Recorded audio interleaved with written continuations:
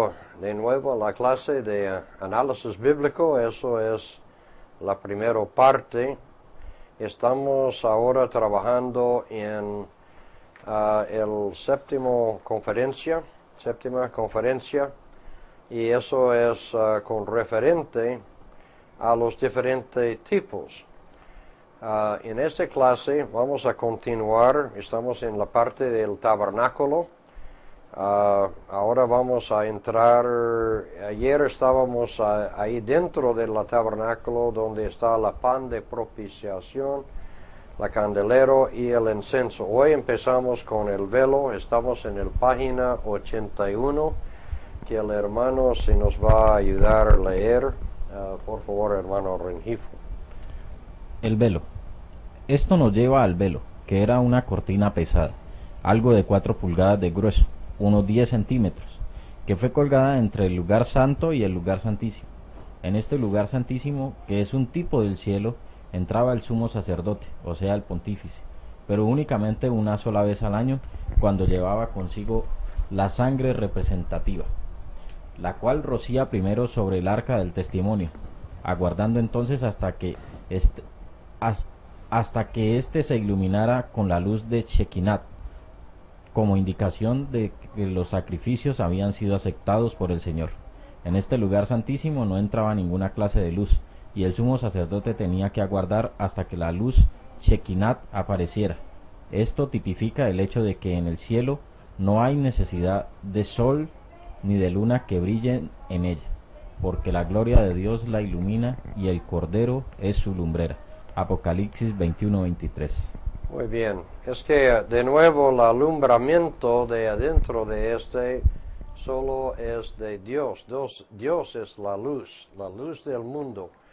Y ahí, eso es tipo, el velo también tiene referencia a Cristo. Cristo es la cual que uno puede entrar a través hasta los cielos. Y ahí vamos ahora a ver sobre todas estas cosas fueron sombras de cosas celestiales, cosas que si nosotros así a través de el tabernáculo, el templo más tarde, Jesucristo, las formas, nosotros podemos ver que son sombras de las cosas celestiales, que es nuestro siguiente punto.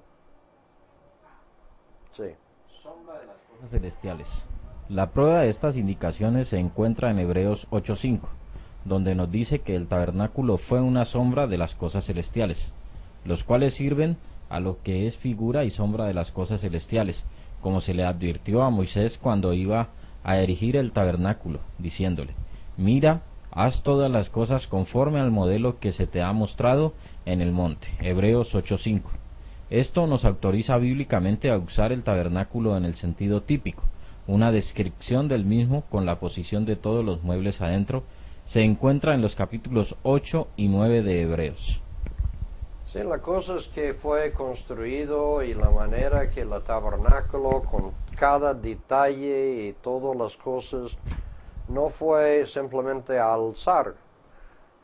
Fue específicamente indicado con exactitud, porque son símbolos, son cosas, sombras de las cosas que se refiere a las cosas celestiales y cosas de Dios. Entonces el templo y el tabernáculo, ambos cosas fue sombras para mostrar cosas futuras o cosas, digamos, de la iglesia, cosas de celestiales, cosas de Jesucristo, sus sacrificios, los sacrificios que están relacionados al servicio. Eso es lo que vamos a ver ahora. El servicio del templo o del tabernáculo. Los sacerdotes servían en el tabernáculo. El sostenimiento de estos consistía de una parte de los diezmos del pueblo, pero este sostenimiento no lo recibían por el mero hecho de ser sacerdotes, porque toda la tribu de Leví se sostenía con los diezmos. Estos consistían de los impuestos cobrados a todas las demás tribus. La tribu de Leví había renunciado su herencia a favor de éstas, y como recompensa las otras 11 tribus pagaban diezmos para el sostenimiento de la tribu de Leví en su totalidad, no solamente los sacerdotes, porque estos constituían apenas una pequeña parte de la tribu. La tribu de Leví fue compuesta de hombres, mujeres y niños. Todos estos fueron sostenidos por el diezmo. Había entre ellos aún gente mala, mentirosos, homicidas, ladrones, y así por el estilo. Pero todos ellos, fuesen lo que fuesen y sin tomar en cuenta su carácter, todos fueron sostenidos por los diezmos y no solamente los sacerdotes. Una cosa, eso sí es importante, porque los diezmos fue para el tribu. Hay que entender el tribu, lo que sea, lo que estaba dentro de ellos. Dentro del tribu existía el oficio de sacerdocia, ellos se buscaba aquí para el servicio, pero los diezmos fueron dados a ellos, al tribu, y ellos no recibió ninguna otra herencia fuera de este. Sigue, hermano. Ninguna parte de los diezmos fue entregada en el propio tabernáculo. Todas las ofrendas eran voluntarias y los sacerdotes recibían una parte de estas. Los diezmos se entregaban en el alfolí. El lugar exacto de este no se encuentra revelado, pero sabemos que no era en el tabernáculo. Por ejemplo, diezmaban su ganado vacuno y sus ovejas, y por supuesto el tabernáculo no era un corral para animales. Ok, aquí hay una astro que dice las ofrendas. Mire, una ofrenda es más allá de los diezmos. El diezmo era 10% de lo que había recibido. Entonces, este era de la ley. Ahora la gente dice, bueno, ya no estamos bajo la ley, no tenemos que pagar los diezmos. Si estamos bajo de la dispensación de la gracia, entonces deberíamos dar más de 10%. Pero las ofrendas siempre es más allá de nuestra propia obligación. Bueno, vamos a seguir con la siguiente... el alfolí. Se ve entonces que los diezmos se entregaban en el alfolí y que estos se empleaban en el sostenimiento de la tribu entera de Leví, inclusive las mujeres y niños, que de ninguna manera podían ser sacerdotes.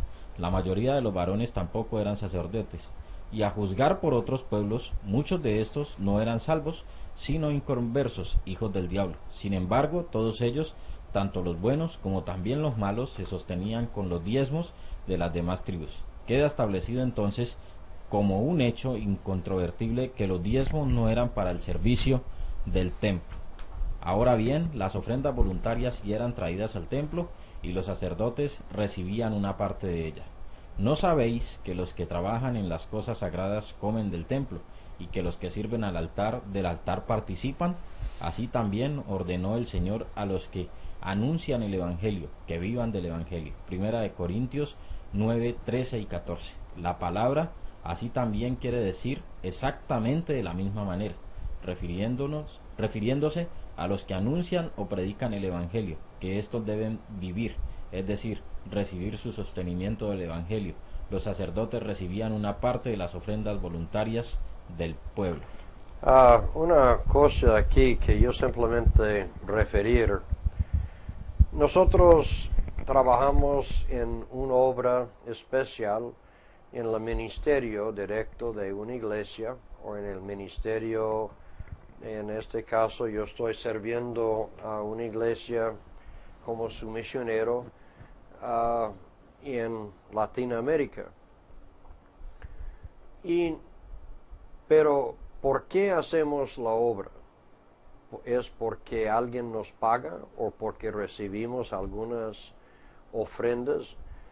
Yo estoy sostenido, hay otros misioneros que reciben un aporte fijo, digamos, de iglesias que se recibe un sueldo. Yo recibo solamente ofrendas de diferentes iglesias que están participando aquí en la obra, aquí en Sudamérica, en Latinoamérica. A mí me gusta esta forma porque ellos participan con nosotros en el ministerio. Yo siempre mantengo a la gente informado. Yo quiero que ellos participen activamente, que sea posible. Pero yo recuerdo cuando empecé en el ministerio y fue a visitar, predicar por invitación a una iglesia y las iglesias eran muy formal porque en esta época no predicaba tan buena. Sin embargo, estaba necesitando practicar y ganar experiencia y ellos fueron amables.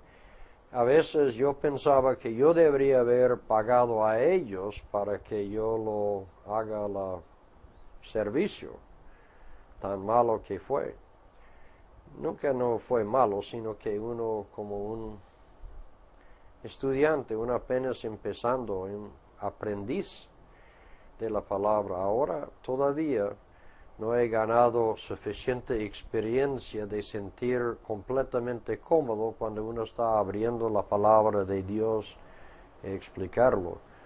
Pero siempre a veces es incómodo de recibir ofrendas o un sueldo o un apoyo por lo que uno está haciendo, porque es un servicio, Dios nos ha llamado, pero nunca debería pensar así, porque es parte, Dios lo hizo provisiones, y la iglesia tiene obligación de responder a su pastor y sus ministros, los que están sirviendo a la iglesia en sus diferentes capacidades, debería apoyar sus ministros.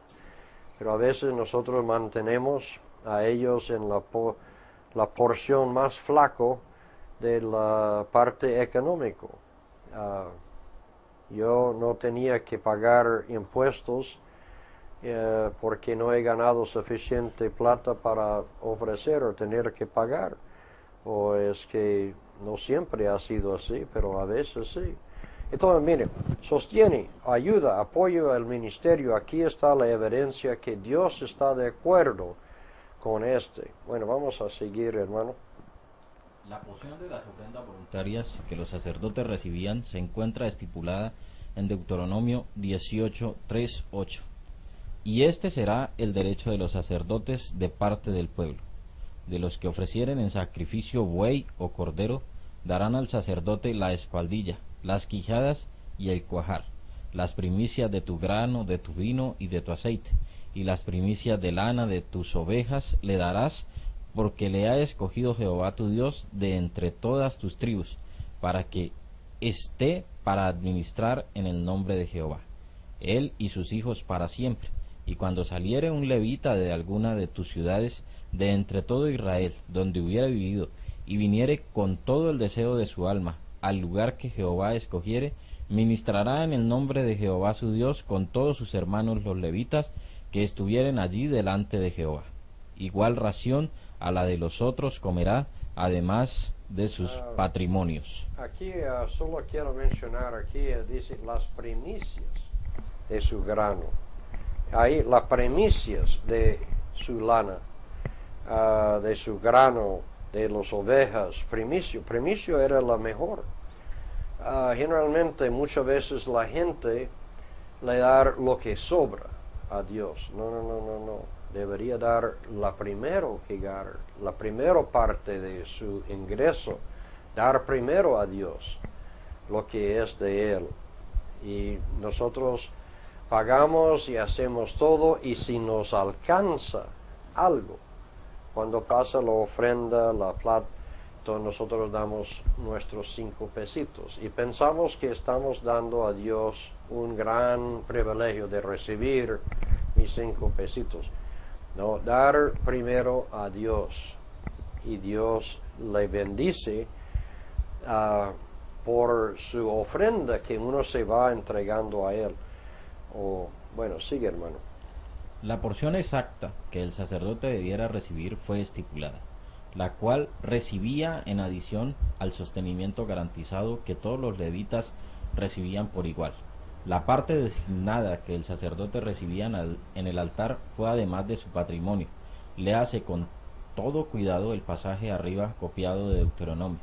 El pasaje antes referido en 1 Corintios 9, 13 y 14 se usa muy a menudo por aquellos que quisieran obligarnos a diezmar por ley, pero en realidad no enseña eso, sino lo contrario, porque este pasaje no dice: ¿no sabéis que los que trabajan en las cosas sagradas comen de los diezmos? Así también ordenó el Señor a los que anuncian el Evangelio que vivan de los diezmos, sino que de la misma manera que los sacerdotes recibían una parte de las ofrendas voluntarias, pues así también los que anuncian el Evangelio deben recibir una parte de las ofrendas voluntarias.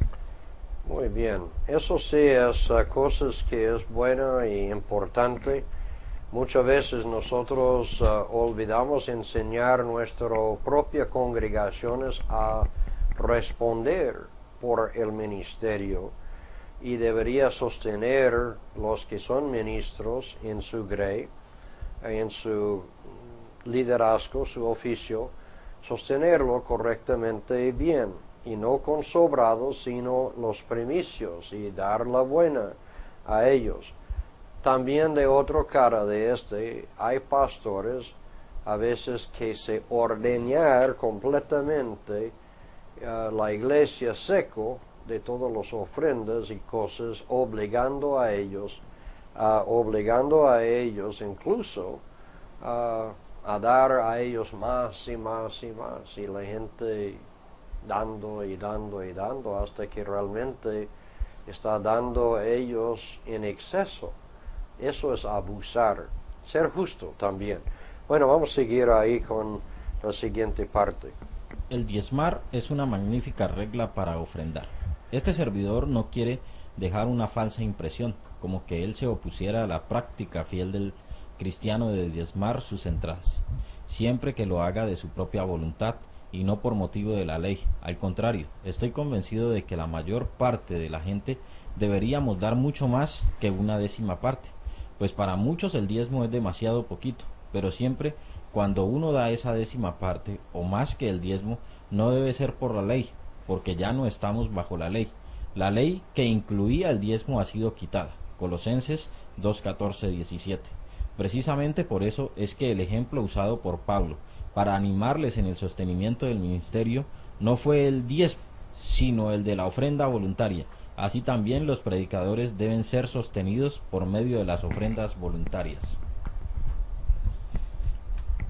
Ya hemos visto que el tabernáculo es un tipo de la iglesia, y puesto que aquel no era el alfolí, consta que los predicadores que exhortan porfiadamente que traigan los diezmos al alfolí están equivocados en pregonar que eso significa la iglesia.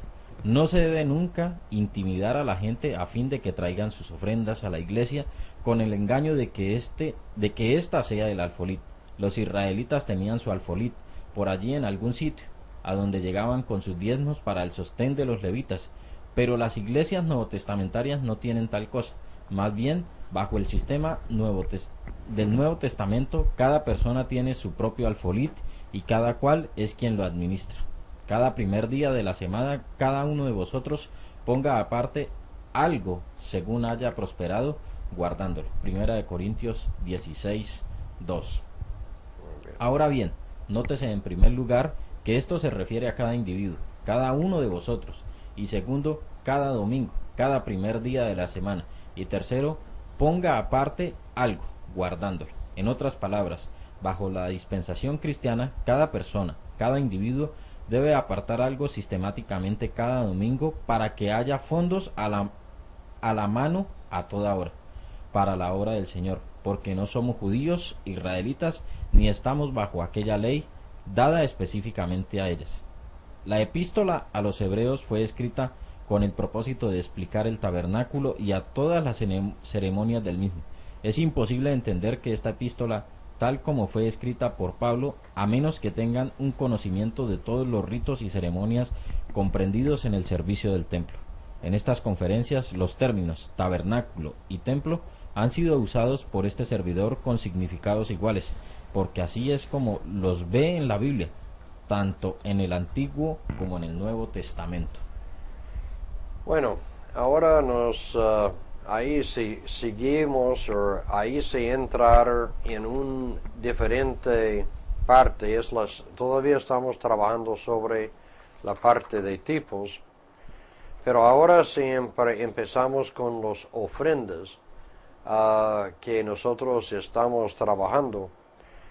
Ofrendas es la parte donde yo digo que usted sí puede entender básicamente el entendimiento, pero si cuando yo tomé el clase, yo tenía que memorizar palabra por palabra, cada uno de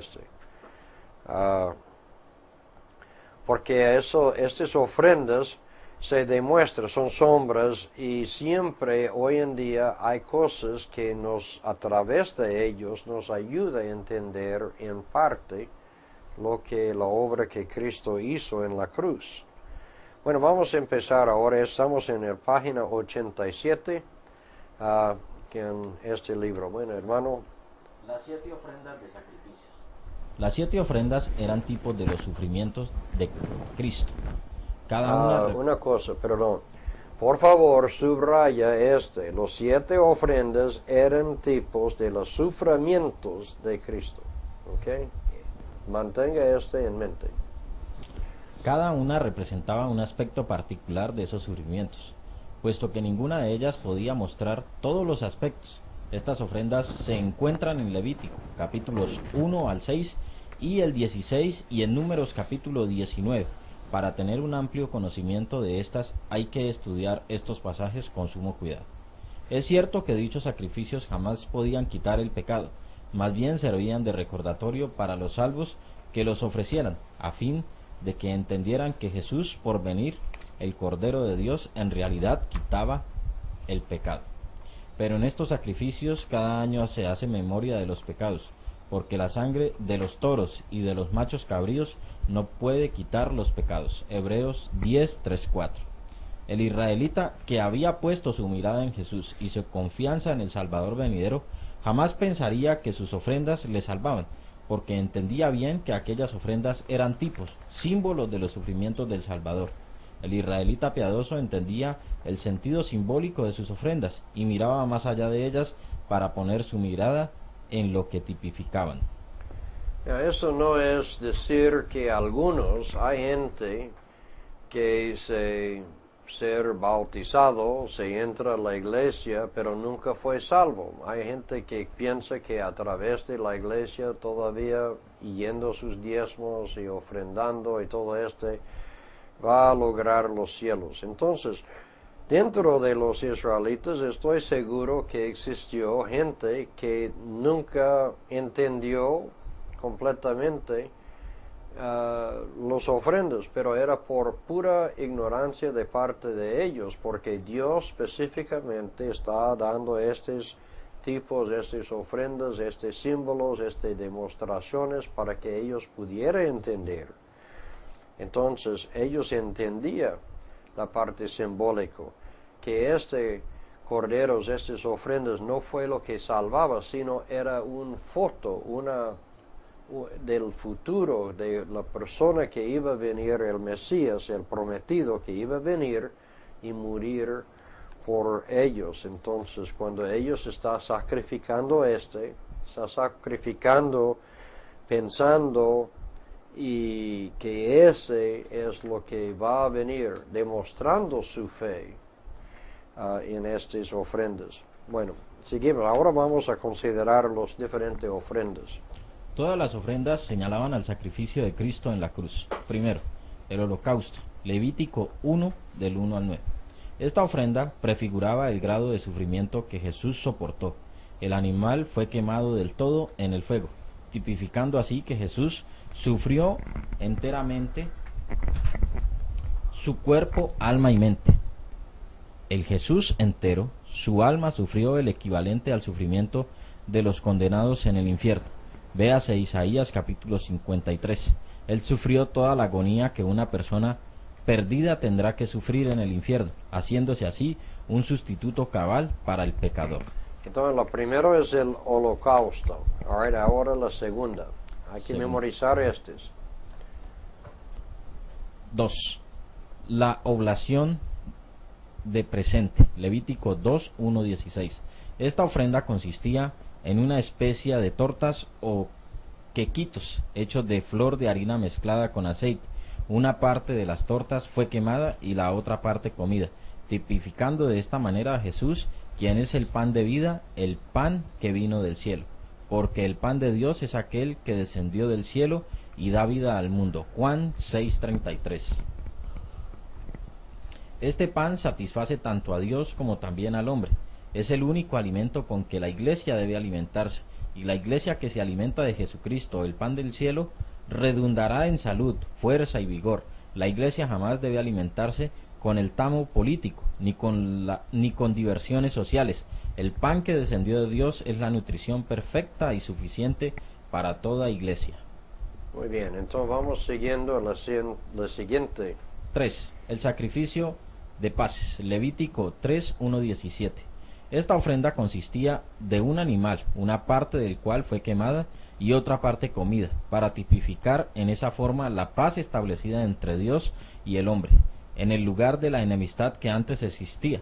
Ahora hay paz y amistad. Nadie se sienta a la mesa para comer junto con un enemigo conocido. En el sacrificio de paces, la parte quemada representaba a como si Dios la comiera, y el sacerdote se comía la otra parte, demostrando así la paz establecida. Justificados pues por la fe, tenemos paz para con Dios por medio de nuestro Señor Jesucristo. Romanos 5:1. Muy bien, ahí son 3. Vamos siguiendo, ahí sí, leyendo. Sigue 4. leyendo, hermano. La expiación del pecado. Levítico 4:1-21. Esta ofrenda es muy parecida al holocausto. Tipifica a Cristo en el aspecto de su sufrimiento por los pecados ignorados, pecados cometidos sin darse cuenta, por el pecado en esencia o principio, lo cual a veces es llamado el pecado adánico o naturaleza adánica. También es conocido por el término pecado inherente o pecado original, y algunos lo llaman la depravación hereditaria, puesto que Jesús murió por esta condición de depravación hereditaria o pecado original. No se perderá ningún infante, ni ningún enajenado, o simplemente porque la muerte de Cristo está de por medio para cubrir todos los pecados de ellos. Que por esto mismo trabajamos y sufrimos oprobios, porque esperamos en el Dios viviente, que es el Salvador de todos los hombres, mayormente de los que creen. Primera de Timoteo 4:10. Por vía de explicación, en griego hay dos palabras que se traducen hombre. Una quiere decir varón para distinguirle de la mujer, pero la otra, que es usada en este pasaje, quiere decir el género humano, que incluye a toda la raza. Esta expiación de pecado entonces tipifica a Jesús muriendo por todos los pecados cometidos inconscientemente, y desde luego están incluidos los pecados de todos los infantes. 5. La expiación de la culpa. Levítico 5:1-19, 6:1-7. Es un hecho que el pueblo de Dios siempre comete pecado después de ser salvado. Aunque no quiera, esta expiación de la culpa tipificada a Jesús en el aspecto de su muerte por los pecados de su propio pueblo. Cada uno de nosotros es consciente del hecho de que pecamos, pues dice la Escritura así: si decimos que no tenemos pecado, nos engañamos a nosotros mismos, y la verdad no está en nosotros. Primera de Juan 1:8. Pero como nos afecta eso a nosotros que somos cristianos, ¿seremos condenados al infierno por nuestras iniquidades? Ciertamente que no, porque el sacrificio de Cristo incluye también los pecados de su pueblo. Así que en lugar de condenar a su propio pueblo al infierno por causa de sus iniquidades, éstas quedan imputadas o atribuidas a Cristo. Véase Romanos 4:1-8. 6. La vaca bermeja o alazana. Números 19:1-10. Esta ofrenda no se lleva a cabo en relación con el tabernáculo, sino que el animal fue sacado fuera del real, donde lo mataban y quemaban del todo. La ceniza entonces fue recogida y guardada en un lugar limpio, y sucedía que cualquier viajero que estuviera lejos del tabernáculo y no pudiera ofrecer los sacrificios corrientes, podía tomar de aquella ceniza y mezclar con agua viva, derramándola entonces delante del Señor. Esta bella ofrenda tipificaba a Jesús salvando a los que no tienen ninguna conexión con la iglesia, es decir, los que están lejos del tabernáculo, a solas con Dios. Esto demuestra en tipo que la salvación no está ligada a la iglesia, sino que uno puede salvarse en cualquier lugar, en cualquier tiempo. 7. Yom Kippur. Levítico capítulo 16. Este es el nombre hebraico del sacrificio anual, en el cual el sumo sacerdote, el sacerdote ungido, versos 32, llevando la sangre representativa se metía detrás del velo, al lugar santísimo, y hacía expiación primero por sí mismo y después por todo el pueblo que había ofrecido sacrificios, El sumo sacerdote, pontífice en el Nuevo Testamento, es un tipo de Cristo, y por consiguiente esta ofrenda demuestra cómo el sacrificio de Cristo se llevó a cabo en la tierra, y nuestro pontífice Jesús presentó su sangre derramada en la tierra, en el lugar santísimo, en el mismo cielo, para hacer expiación por nosotros. El sacrificio por nuestros pecados se hizo aquí en la cruz, pero la expiación se hizo en el cielo. Jesús murió por todos aquí en la tierra. Por los que aceptan su sacrificio, Él hace la expiación de sus pecados. Se ve entonces que el sacrificio es universal para todo el mundo, pero la expiación es particular y se limita a los individuos que aceptan el sacrificio. Muy bien, ahí sí son los siete ofrendas que fue dado en el tabernáculo. Y eso sí son en parte aquí de su carta, su diagrama en el final. Aquí es parte de la memorización. Se habla otra vez de la sombra, el altar, el tipo de Cristo sobre la cruz, la lavacro, tipo del lavamiento espiritual. El pan de propiciación es la Santa Cena, la Cena del Señor, dentro de la membresía de la Iglesia.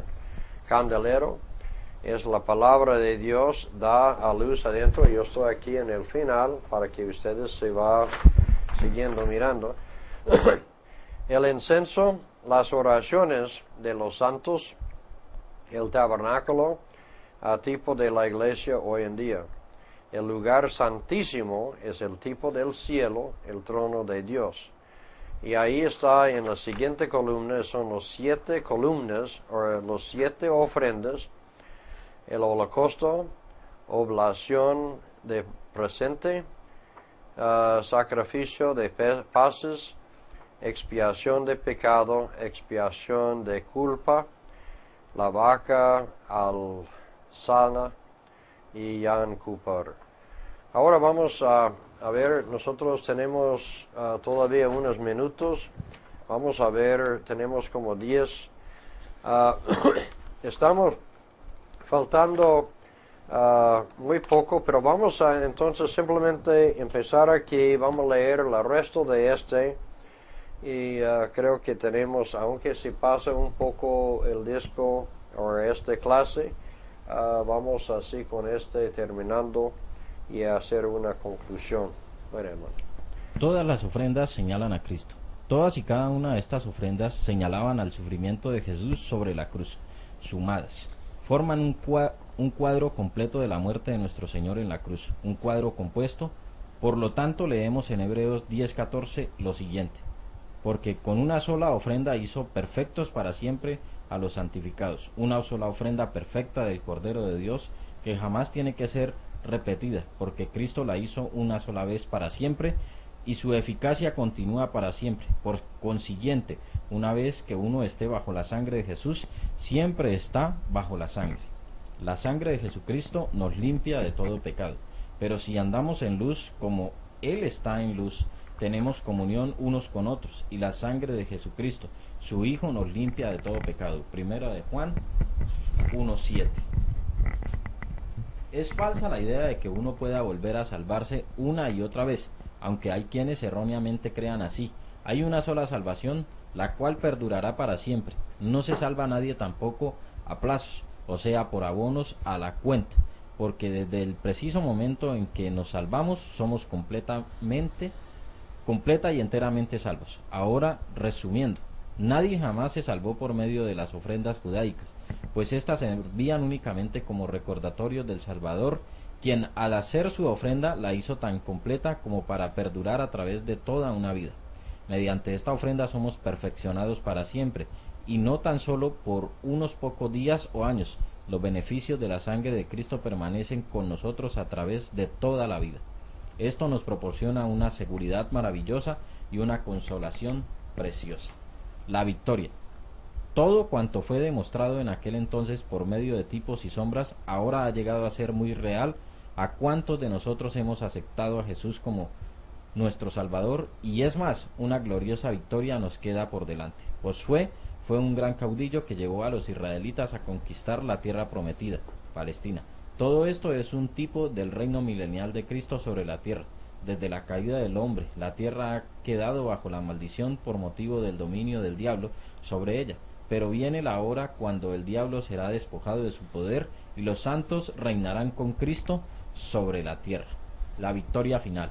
Como antes se dijo, la conquista de Palestina por Josué fue un tipo de la segunda venida de Jesús a la tierra, para conquistarla y establecer sobre ella su glorioso reino.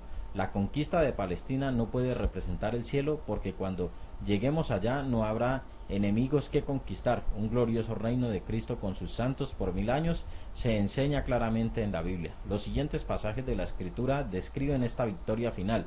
Estos deben ser aprendidos de memoria. Además de ser un buen ejercicio espiritual, el aprender estos pasajes le establecerá a uno en la doctrina de la victoria final. Mateo 1:21, Isaías 11:1 al 16, Isaías 2:1 al 5, Isaías 65:17-25, Daniel 7:9 al 14, Apocalipsis 5:9, Apocalipsis 11:15. Con el término milenio queremos decir 1000 años, que serán de victoria sobre la tierra.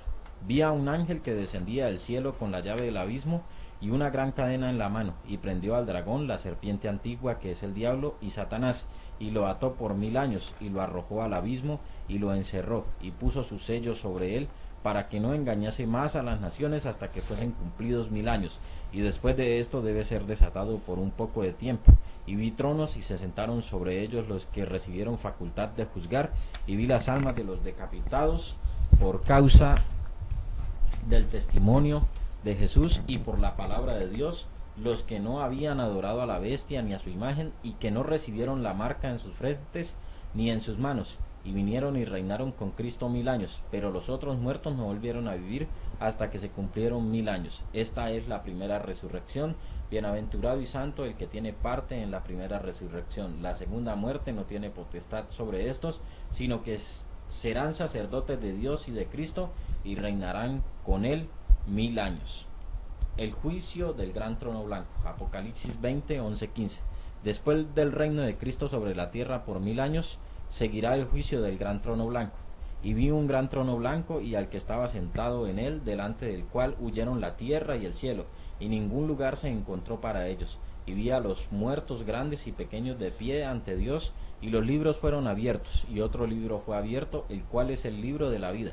Y fueron juzgados los muertos por las cosas que estaban escritas en los libros según sus obras, y el mar entregó los muertos que había en él, y la muerte y el Hades entregaron los muertos que había en ellos, y fueron juzgados cada uno según sus obras. Y la muerte y el Hades fueron lanzados al lago de fuego. Esta es la muerte segunda. Y el que no se halló inscrito en el libro de la vida fue lanzado al lago de fuego. Apocalipsis 20:11-15. La gloria final del reino se encuentra pintada para nosotros en Apocalipsis 22:1-10, Primera de Corintios 15:24-27 y Primera de Corintios 15:28. Entonces Dios será el todo en todo. Mientras quedamos esperando, oremos por la pronta venida del gran conquistador. Muy bien, gracias hermano. Así nos termina este libro. Quiero recordar a ustedes, primero, que hay, al final de cada una de estas discusiones hay cuestiones que ustedes sí necesitan contestar, y hay que presentar al campus más cercano, o yo lo acepto. Si usted lo presenta a su pastor de su iglesia, y que él me da una constancia, se puede escanear aprobación del pastor, para que yo sé, no estoy no creyendo en usted, sino es para que él se chequee las respuestas en Usted tiene que memorizar toda la carta. También yo lo acepto un pastor que se le documento. Eso no es trampa, nosotros no vamos a hacer trampas, es por su bien, no engañe a sí mismo, pero yo necesito saber que usted sí lo hace. cuando yo lo tengo aprobado, que usted lo ha memorizado, entonces eso ya es parte de su nota. Pero simplemente la única pregunta es si ha memorizado y hay la constancia. Lo otro, en la internet, o si no tiene internet, hay que hacernos entender para que nosotros hacer llegar a ustedes las preguntas, que son múltiples, y usted tiene que tomar los exámenes de y inmediatamente va entrando en su nota. O sea que la internet, en ese sentido, y creo que estoy correcto, ¿no es cierto, hermano? Sí, es que tenemos el ingeniero de sistemas aquí con nosotros hoy. Entonces, lo que usted una vez usted toma el examen, ahí una vez está calificado, usted puede saber, puede entrar otra vez en la página suyo que está dedicado a suyo y saber cuál es su nota. Si acaso no le gusta, entonces hay algunos exámenes que uno puede repetir, pero no todos. Entonces, ser seguro antes que usted toma sus exámenes, y va a entrar y eso va a ser su nota final. Entonces nosotros no tenemos control de solo que ahí usted mismo se va chequeando y tiene un límite de tiempo de cuánto tiempo puede tomar. Según es su nota que nosotros podemos dar. De todas formas, queremos desear que ustedes grandes bendiciones. Solamente es un clase resumen. La mayoría de está aquí en este libro, lo que estamos viendo. El examen también va a estar ubicado sobre este libro y no hacemos más trampas. No, nosotros no somos tramposos, sino que queremos que usted entiende bien Ahora, una vez usted tiene la primera parte y la segunda parte para memorizar versículos. O sea que, pero antes que usted puede recibir nota, entiende bien, antes que usted puede recibir nota final de análisis bíblico, tiene que haber visto y memorizado toda la carta, respondido todas las cosas que están ahí en y que está sustantivo. Tiene que leer y cumplir según el profesor, lo que él dice aquí en el profesor Plácido Torres, y sus exámenes, el examen que él exige por su clase. Yo estoy respondiendo por la parte mía. Entonces hay que mirar a ver cómo es el examen de él, pero él lo explica como yo. De todos modos, usted no puede tener un grado sin memorizar estos versículos y saber esta carta, punto aparte. Entonces no quiero que nadie me viene después diciendo que no sabía las reglas. Así es, de esta clase. Entonces es difícil, yo sé, pero yo tenía que hacerlo. Yo no estoy pidiendo algo que no lo había hecho yo mismo. Entonces, hermanos, hemos largado un poco pero eso es el final de este curso. La parte que pertenece a mí, y yo realmente agrado y gracias por haber permitido a mí participar en sus preparaciones, y ojalá que tenemos oportunidad en otros estudios para estar contigo. Que Dios le bendiga, que dar grandes bendiciones en la vida suya.